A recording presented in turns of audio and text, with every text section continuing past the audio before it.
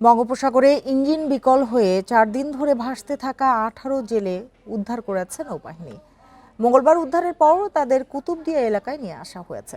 সংবাদ বিজ্ঞপ্তিতে জানানো হয়েছে, বঙ্গোপসাগরে নৌবাহিনী শহীদ ফরিদ টহলরত অবস্থায় মহেশখালী হতে 25 মাইল পশ্চিমে একটি মাছ ধরার ট্রলার দেখতে পায়।